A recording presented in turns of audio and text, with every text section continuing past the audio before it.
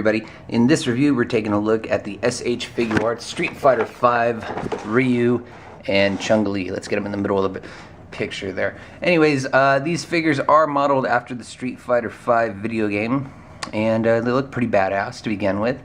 We have Ryu number 1 and Chun number 2.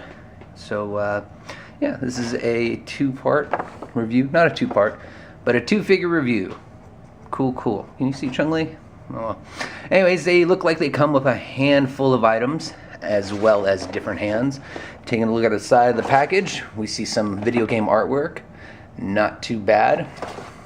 And then the back of the box, we get the gimmicks, we get the posability, we get a little bit of history, I'm assuming, and then we also get some fighter stats.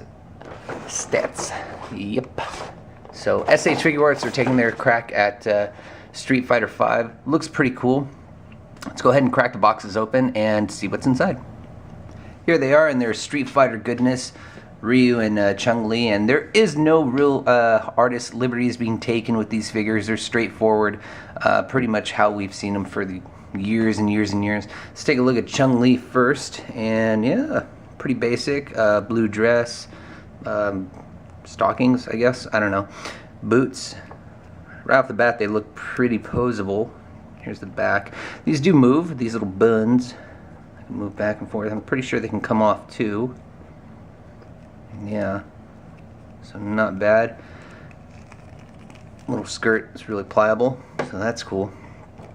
And then we have Ryu here. Yeah, it looks like Ryu. Those eyebrows look like Ryu. These are pretty well sculpted, video game likeness-wise. Not too shabby. Oops, out of focus. We have the gloves. We have the back. Yeah, not too bad. What is his little yeah, I can't read. I can't read Oriental writing. Sorry, guys. Anyways, these figures look pretty cool right out of the package. Don't really see any paint smudges or anything like that. Of course, these are SH Figuarts, so you hardly ever see anything of that nature. Let's go ahead and take a look at the accessories. Right off the bat, I just want to show you that these figures do come with video game backdrops. Basically the backgrounds that you'd see them fighting in on the video game. And here's what Ryu comes with. I guess this is just a mountainside, waterfalls, whatnot. And then Chun comes with a very busy looking, what I'm assuming is Hong Kong or maybe China. I'm not sure.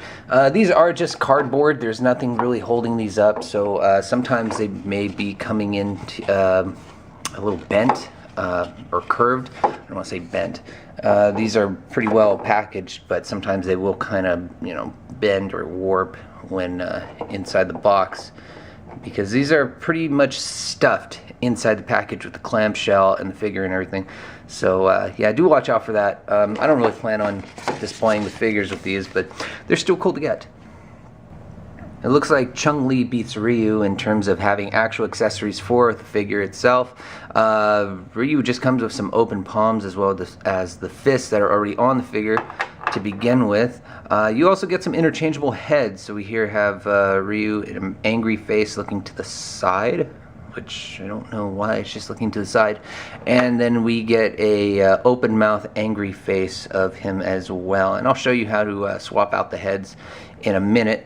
But these figures do come with effect parts, and I guess this is the what is it? The little Hyuga fireball that Ryu throws out. It comes with a display as well. The display comes in two parts, base and then the stem or whatever. And then there is a hole inside the plastic effect part. Well painted, I have to say. Nice shade of blue, translucent and whatnot. And then we got that nice white painted tip there. So yeah, not too shabby there for the effect part. To swap out Ryu's head, all you have to do is pop the head off the figure itself, and it actually pops off really easily. The bandana, the little tips at the end, or the back part of Ryu's head, his bandana ties, they pop off really easily, and I'm kind of scared sometimes, but it just pops off. Just give it a little pull, and then the top of his head also comes off as well, revealing his toupee here. You then swap it and put it or place it onto any one of the heads that you have. Let's give him this one because it's very awkward looking. Ooh, doesn't want to fit. There it goes. So there we see Ryu looking off to the side, and then they come with pegs, each one of them, and you can fit the bandana ties back onto his head, like so. Hands are pretty simple. They simply pop off like so, and then you attach what you want, and you won't hear a sound, but yeah, that's on there. It's pretty secure, some good movement. Yeah, nothing really different there. Chun-Li comes with a couple more pairs of hands than Ryu. Besides the fist that she has on the figure already, you get some already relaxed hands, like so. They're kind of tiny. Oops, sorry, out of frame. They're kind of tiny, so yeah, that's something. Anyways, you get some karate chopping hands, hi-ya, hi-ya, and then you get some just plain old open palm hands, like so. So jazz hands, woo. You also get some interchangeable faces. And you get a nice smiling Chun-Li.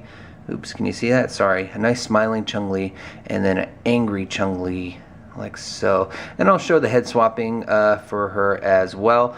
But then you also get her own effect part, and yeah, you get some kicking effect parts. And it comes with another stand, just like Ryu. It comes with a base, and then a base, and then a stem that you attach, and then you attach it to the effect part. This one is a little bit I feel more fragile than the other one, but it does pop off, and I guess you can take it apart as well, but that's something I wouldn't want to do for, you know, obvious reasons.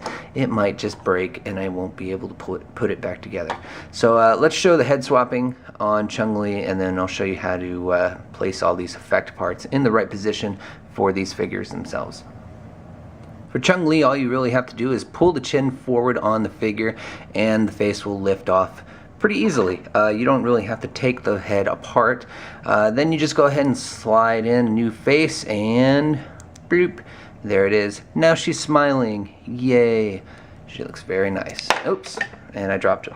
And then we go ahead and swap out another head, and yep, there we go.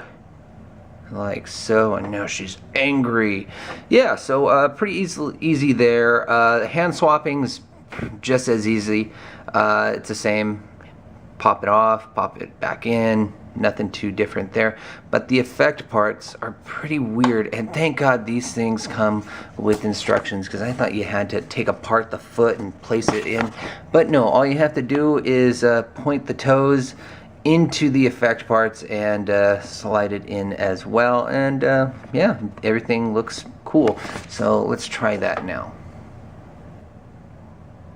Well, it looks like breaking the effect part up into two pieces is not up for debate. You're going to have to go ahead, excuse me, and break it apart simply to place Chun-Li's foot and ankle into the effect part itself, and then close it back in so that you can get this figure pose like so.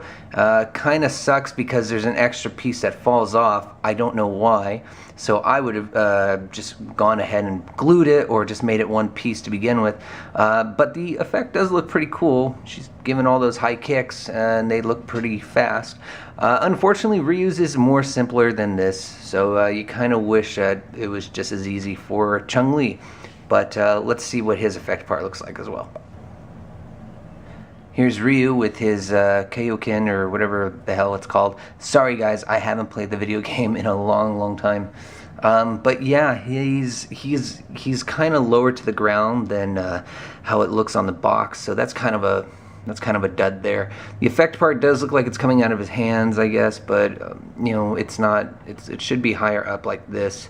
Instead, it's down there, so that's kind of a thumbs down. Chun-Li's effect part is still better. But it's still cool to have effect parts with these figures in general. So with that being said and shown, let's go ahead and move on to articulation. These figures basically have the same amount of articulation, maybe some small variants here and there, but on the package they're advertised as having, what are they called? Fighting body? Yeah, fighting body. That's how it's said on the box. So I'm assuming that's just the term they're giving towards these superposable fighting oriented figures. Let's put Chun-Li to the side because we're gonna take a look at her. Putting Chun-Li to the side, we're going to use Ryu first. Obviously the head rotates full 360 and the neck has a lot of articulation. He can just do the chicken neck and wobble all kinds of ways. We then move to the shoulders, which he can move forward like so, and then move back. Now Chun-Li has the exact same amount of articulation in the shoulders and in the neck and the head and all that. You do get some articulation with his little ribbon in the back, so his bandana can move, as well as Chun-Li's buns. Moving on to the mid-torso, you do get some bending like so, but because of his gi being in the way, and it is a nice rubbery kind of gi, and if you take a good look at it, it is textured, so that's cool. It does get in the way and it does hinder that movement, but it's not that bad. Moving on to the arms, he doesn't have any bicep swivel, but good 360 at the shoulder, and then he does rotate at the ankle, or I'm sorry, elbow, as well as have a bit of double joint action going on as well. Moving on to the wrist, he does rotate 360 and he can move it. It is like a hinged ball joint going on there. So then moving on to the lower torso or the hips, yeah, he can rotate. You got a good amount of rotation going on, and again, the rest of his gi is like this nice soft pliable rubber, or sorry, plastic, and he can kick about that high up. His pants aren't plastic rubbery kind of material, it's hard plastic, and then you can bend it at the knee. There's some double joints going on in there, but you know, it's hindered by the sculpt of his pants. You can rotate the leg underneath his gi pant legs, so there's some articulation there. His ankle does pivot and bend. His toes, his whole foot can bend about that high up, and then that bit down, and then he does have some toe articulation as well. So kicking off to the side also, he can go about that high, and then bend. Yeah, that's about it. That's all he's got. And you know, some good articulation that you can see there. Chun-Li, like I said, basically has the same amount of articulation. Nothing really holding her back, because she doesn't have as much material holding her legs down, so she can kick about that high. And so, and for all you wanting to see, yes, her buns look great, and I'm probably gonna get hit by the wife for that. And there's an alarm. Wow, perfect timing. So yeah, her legs look amazing, and you got a lot of articulation going on. You can do the splits and whatnot. Same thing with both figures. But yeah, that's articulation. So let's move on to how these look side by side with other figures, and then we'll move on to final thoughts. Comparison time, and here we have the Candy Toy Mega Man from Mega Man Legends and the Finn Balor from Mattel's WWE Elite line. These figures come in at 6 inches, Chun-Li a little under, and Ryu right at about 6 inches. Yeah, the Mega Man is right under 2.5, and then the Finn Balor is almost at 7. So these figures stack up pretty well. Not too bad, I like them. Let's move on to final thoughts now. After playing around with these figures for a while, I have to say I'm very, very happy with purchasing these. I'm not the biggest Street Fighter fan. In fact, I'm actually more of a Mortal Kombat guy. But these figures are pretty damn cool. The Chun-Li comes with a lot of accessories for, you know, being Chun-Li. I don't really know what else it could have came with, but a lot of different hands. The effect parts were really cool. The only downside was that the damn thing would break apart. So we have this piece here, and it goes right there, or something like that. And yeah, these effect parts for the Chun-Li do not want to stay all put together. But there it is. But it is cooler than Ryu's, and Ryu's was kind of a dud, just being, you know, that little thing. And I dropped pieces. But that being said, God, you know what? These things are in the way. That being said, the articulation is amazing, and the sculpt and design of these figures is A+ as well. The only downside are the little display backgrounds. They're cardboard. They're kind of in the way. Were they necessary? No, but whatever. They're cool to have, I guess. They just didn't look that great. On top of that, inside the package with the figure and everything, they kind of fold and warp, and so it's kind of unnecessary, but I guess it's cool to have extra stuff no matter what. Let's see, what else? The price for these figures wasn't too bad, being around $45 each. And the cool thing is they're not going to stop with just these two. These are part one, I guess. They're coming in waves of 2. So Ryu and Chun-Li were part 1, and then part 2, or wave 2, is already announced, which is Cammy and some other dude. So very cool that we're going to be getting more and more of these as well. I just wish there were some Mortal Kombat figures. I mean, we've had plenty of Street Fighter figures, and I think either NECA or McFarlane's Toys did them. I can't remember. But we've had plenty of Street Fighter figures done very well. Just not a lot of Mortal Kombat figures done just as well. And that's kind of sad. But that being said, these are great figures, and if you're a fan of the video game franchise, definitely pick them up. They look great. They're not too messy. The articulation's awesome as well. So yeah, definitely pick it up. Thanks for watching, guys. Hope you enjoyed. Stay tuned for more.